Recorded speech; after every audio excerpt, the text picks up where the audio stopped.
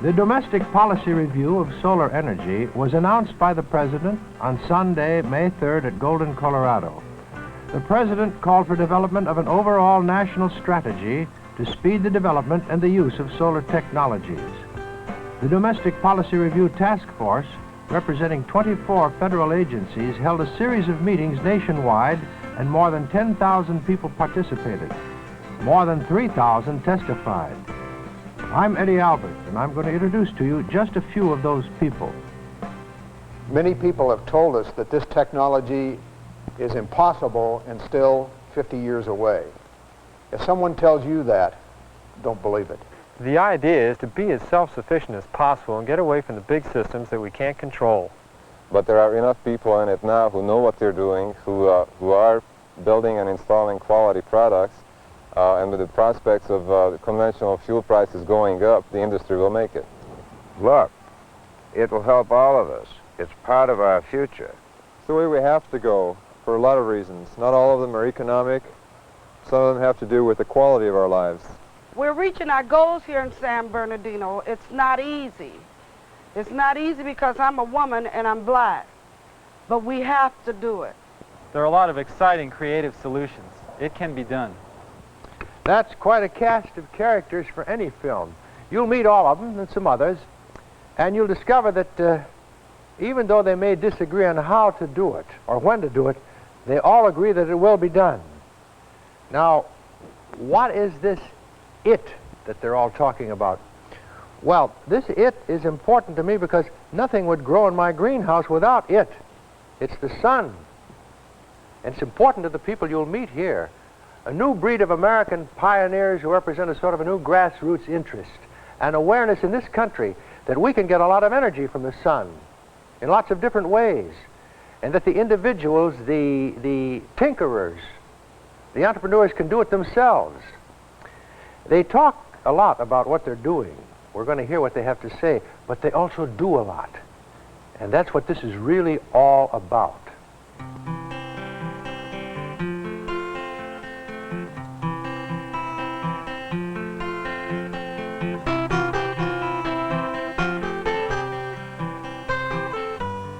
This is an apartment community in Ventura, California, Ventura del Sol. It's heated by a hydronic system, hot water which is partially heated by solar energy. The man behind this system is Jim Piper. This project is the largest residential solar system in the world. It consists of 254 units, 2 swimming pools, 2 recreation buildings, and 3 laundries. Interspersed amongst its 17 acres are 22 energy centers, like the one you see here in the background. Essentially, that's where the heat's put into the system, and the dwelling units and recreation buildings are where it's used or taken out of the system. Acceptance of the system in the building industry comes long and hard. The Department of Energy has done a study that says major changes in the building industry require 50 years. We're now into our 13th, and we've made some changes already. Here at our plant in Anaheim, you see the culmination of 13 years of development of the equipment used in our system. We manufacture nearly all of the components that are required to put the system together right here. As you can see, the manufacturing process is simple. If it wasn't simple, we wouldn't be able to do it. Essentially, that's because we've had no help from anyone. We've applied for grants and had those denied. We've applied for Small Business Administration loans and had the same thing happen. So we've done it ourselves. We've created jobs. We have 8 young fellows working in the shop here who were unemployed before they came to work for us. I've been asked continuously since I first invented the system, will it work anywhere? Currently, the system is in operation in 15 U.S. states, Canada, Mexico, Switzerland, Iran, soon in Argentina, and Australia. I think we've probably proven the fact that if it will work in Calgary, Canada at 40 below, it'll work anywhere. Jim Piper is making a go of it in business terms. And here's a gentleman that knows all about that, too. He used to be on the building and selling side of solar systems. Now he's on the financial side as a vice president of San Diego Federal Savings and Loan Association. He's Peter Sardagna, and he knows some of the financial problems that folks face in starting up a new industry. Okay, we at San Diego Federal, we pursue solar financing quite aggressively. We have developed one of the most innovative programs for financing single-family residence equipment. We're also promoting financing large tracts. As an example, we're financing for one developer some 500 homes, all of which will have domestic solar hot water heating. Most of these homes are solar heated to one extent or another. This one has solar domestic hot water heating. Others have total space heating systems in them. All of the systems are providing the amount of energy that they were designed for and are doing well. There are some problems, however, and they're mostly economic. Solar has a difficult time competing against conventional fuels that have received subsidies for years, or in the case of natural gas, that is artificially controlled and kept low. We look on the industry as just crossing the threshold of economic feasibility, and we think that these problems time will solve. The solution lies in the eventual raise of conventional fuels that will make solar competitive. The exciting part of solar today is that those systems that do work and those systems which are economically feasible result in something very beautiful for the homeowner. He can, at the end of the month, write a check measurably less than he did the month before the system was installed. That is exciting. That is news that will be spread, word of mouth, and that's how the industry will get off the ground. Systems that work is the key. And there are other people all over the country that believe the future is now. People who are doing things on their own. There's a wide variety of people in our research group. We have mechanical engineers, electronics people, physicists, carpenters, shipwrights. We've had the barge for 4 years now, and slowly we've been developing the renewable energy systems that will make this independent of outside energy sources. Bjorn Lundy lives in Seattle. He studied at the University of Washington and is now an architectural designer. His project is under development on a barge at anchor in Lake Washington. We've chosen a mobile floating facility so that we can move around to different environmental conditions, and so also that we can demonstrate that no matter what locality you're in, there's appropriate energy or enough energy right there, right where you are, to put together your own independent energy systems. We're also very interested in this teaching aspect. We've gotten a research grant from the Seattle City Light now to develop a study program for grade school children, teaching them about renewable energy. They're going to be the energy users in 1990, so we want to get them started recognizing some of these issues. Here we've built a solar glass wall which will passively heat the deck house. We have to finish closing the deck house in first, so we're still in the process. And then eventually we'll have some water storage drums inside here to hold the heat for longer periods. So this will be a part of a passive heating system for the deck house. Here we've got our model of a solar distillation apparatus for distilling fresh water, drinking water, from any kind of water, brackish. We could even use the bilge water. And what's coming out the nozzle down here is distilled water, and the energy used is just solar energy. We're studying how much water we can get out of this model over what period of time with this kind of sunlight. This is our windmill. We've put this together from renewed recycled materials. It's state-of-the-art technology with recycled materials controlled by the microprocessor computer. That generates the electricity for our house lights, anchor lights, all the electrical systems on board. We're really excited about our big parabola. Here's Cliff Cox is doubling as a foil applicator. Normally he's one of our computer experts. Here we see an example of using low cost materials, aluminum foil, less than 2 cents a square foot, to achieve a really highly reflective surface. That'll be focusing the sun's energies on the focal point, and that's where we'll put our Stirling engine. The Stirling engine then will produce electric power. It's the way we have to go for a lot of reasons. Not all of them are economic or scientific, or a lot of them has to do with the quality of our lives. This is a vertical axis wind turbine. In other words, it's a windmill. It captures the wind and converts it into electricity. Gardner Green and the people of his company in Laconia, New Hampshire, built this one. And they're building others for a living, for profit. This vertical axis wind turbine was developed by a Frenchman about 50 years ago by the name of Darius. It attracted little attention until the energy crunch.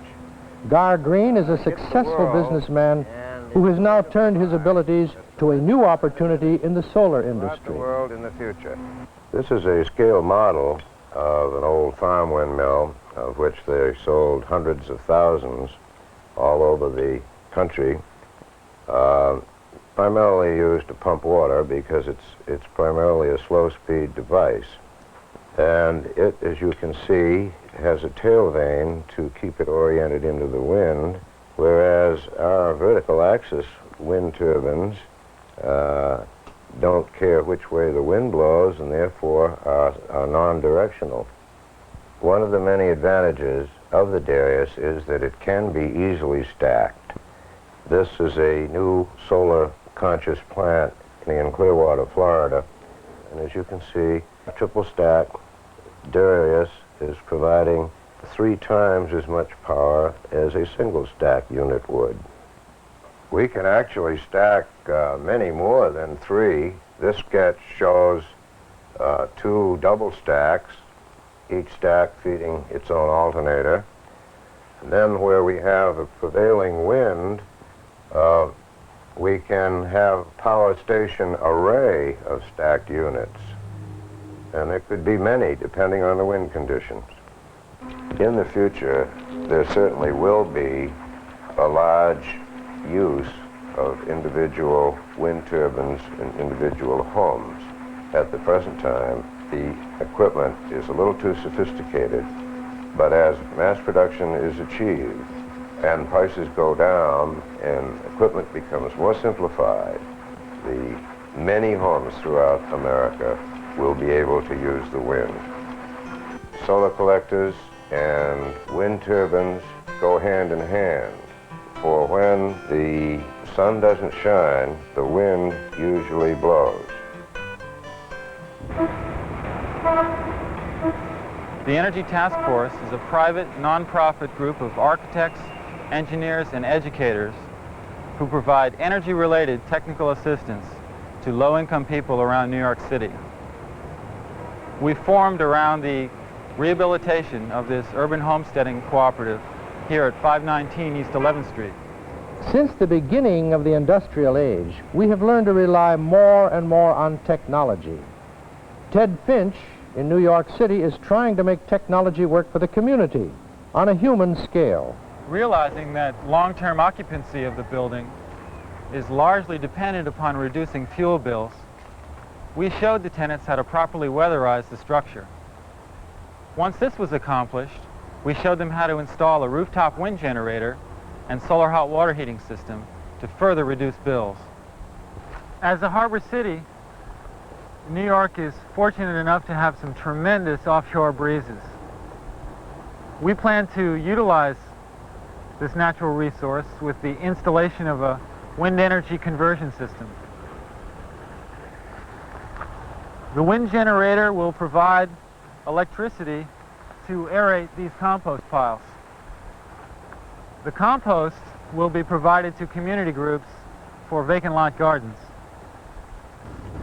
There's a vicious cycle at work here, but it can and has been broken through tenant ownership. What's exciting about what we're doing here on the Lower East Side with these solar technologies is that low-income people traditionally have not been on the cutting edge of developing new technologies. And With these installations such as 519 and at Quando, the low-income people have the opportunity to learn new skills in this developing solar economy. Quando is a neighborhood group of black and Hispanic youth who have built the first passive solar energy system here in New York City. This demonstration of passive solar energy is a wonderful example of appropriate technology in that youth from the neighborhood with almost no skills installed this system. It requires little to no maintenance, which is very important. From a purely energy point of view, it's much more energy efficient to rebuild the existing housing stock than to put up whole new structures. They are pioneers, these people. There could be no more appropriate place for pioneers than here. The New Life Farm near Drury, Missouri, down in the Ozarks near the Arkansas border. Ted Landers is the driving force here. Educated in the East, he's lived in the big cities most of his life, until now. He and his family now live among the independent-minded folks of the Ozarks, and that suits Ted just fine. My reason for New Life Farm is to try to bring low-cost technology to the people who really need it. If we're successful at bringing technology that works to these people here and that actually increases their standard of living for not very much money, then for sure it's going to apply in a more affluent farming community. This is our hydraulic ram. It's a pump that pumps water using no external sources of energy. There's no electricity that runs to this, no natural gas. The only thing that drives it is a spring that's up the hollow about 230 feet and is 12 feet higher than this ram. The 12-foot head that drives the ram pumps the water 150 feet all the way up to the top of the hill where the digester is. So it supplies all the water that the digester needs, all the water that the garden needs, all the water that the vineyard and the orchard needs, and all the water that the house needs. It'll pump somewhere between 1,000 and 3,000 gallons per day, depending on the flow rate of the spring. It really epitomizes the whole concept of appropriate technology. In the Ozarks and at New Life Farm, dual utilization of the land can be achieved by using hay for the biomass fuel crop and any number of different trees for the feed crop. The beauty of biomass is that it's a great way to store solar energy.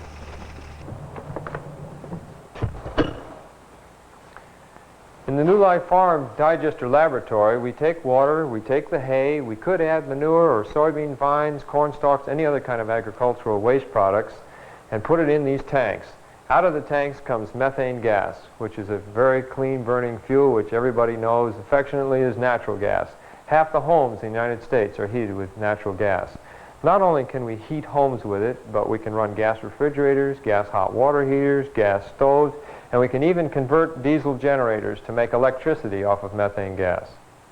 The utilities currently have one big problem, and that is supplying peak demand. In the summertime at 4 o'clock, when everybody's got their air conditioners turned on, the utilities have to have all of their generators running in order to meet that demand. If many, many farmers had digesters that they could store up their gas through a 24-hour period, and then at 4 o'clock in the afternoon, or whenever the utility wants it, they could turn on their generators and supply electricity into the grid, it would solve one of the utility's most pressing problems. This facility here has allowed us to comparatively test 35 different configurations of absorber plates. We've used common materials, something anybody can get a hold of, such as beverage cans, plaster lath, aluminum roofing, etc. From our research, we've developed a low-cost, inexpensive collector and system that costs around $3 per square foot for the materials. We've had 5 workshops this last year teaching people in their communities how to build these. The workshops have been very successful. Somebody always ends up with a collector built on the house, and the rest of the people that come to the workshop go away with the knowledge of how to build it. We're trying to teach people how to take control of their lives.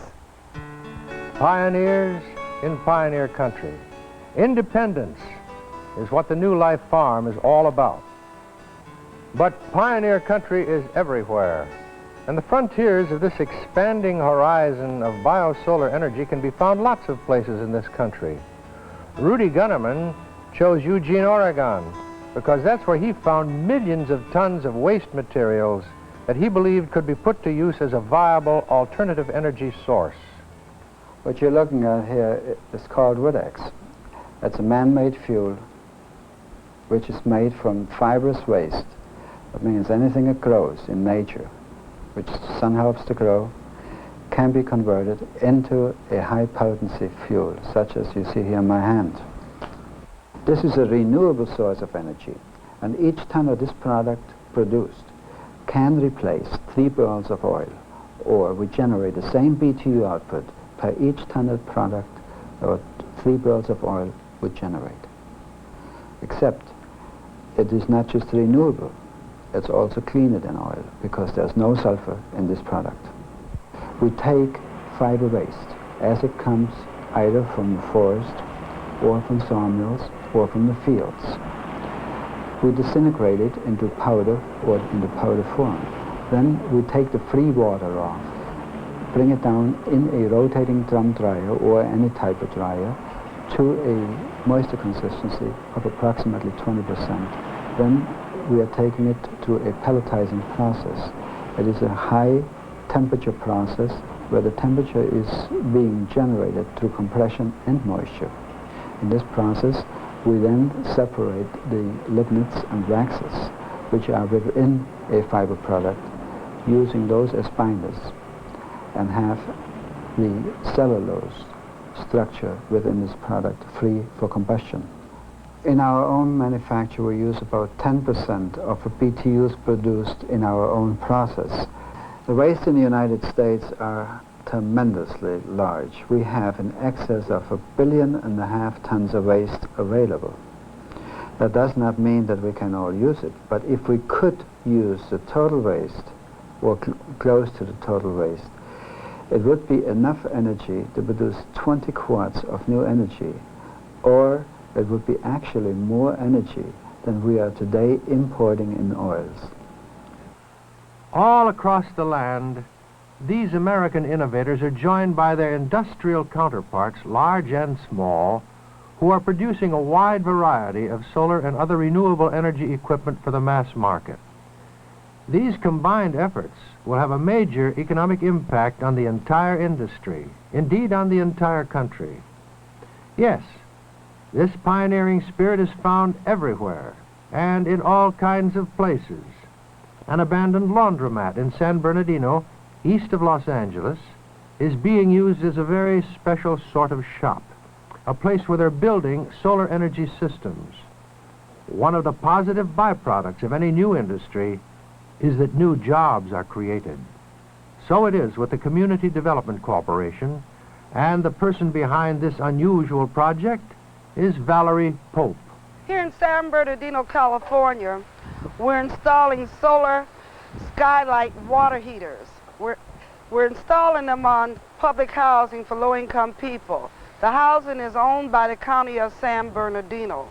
We also install same kind of solar hot water heaters on houses owned by the handicapped and other low-income heads of households. We see the solar industry as a new technology. It's an opportunity for the people here at CDC and people like us throughout the country, small backyard inventors, small businessmen, to take a chance at the all-American dream. It's an opportunity for us to invent solar systems that are unique and appropriate to the areas where we work. Developing, designing, and manufacturing, installing, and maintenance of solar systems are fairly simple. We have people in our organization that have some engineering background, but basically we're lay people. And if we can do it, most anyone can. Now we manufacture all of the components for our solar systems that we install throughout the city and county of San Bernardino. We not only manufacture the skylight solar hot water heaters, but we manufacture the flat plate collectors, which we sell to other solar programs.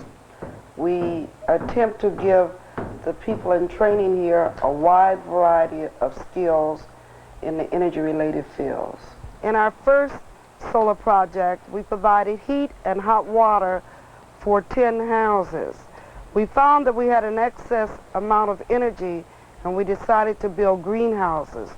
We chose the hydroponic greenhouse for the first one in order to provide our trainees with an exposure to a new technology such as hydroponics. These are some of the plants that we grow here. We did promise you an interesting cast, remember?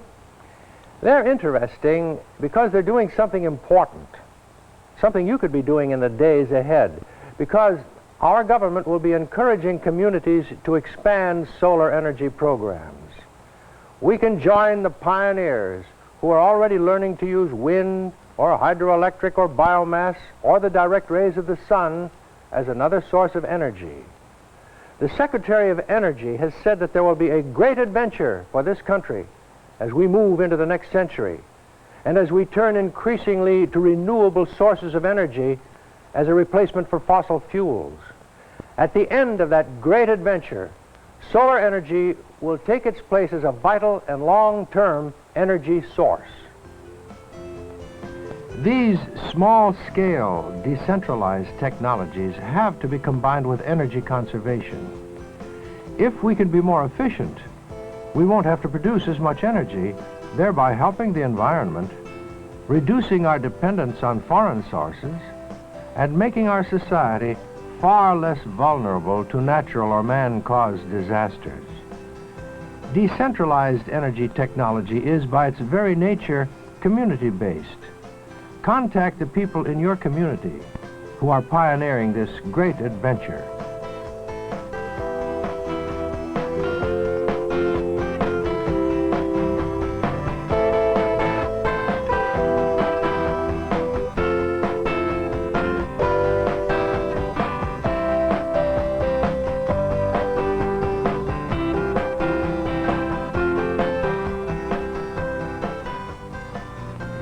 For further information about alternative energy technology, contact the United States Department of Energy, Technical Information Center, Oak Ridge, Tennessee 37830.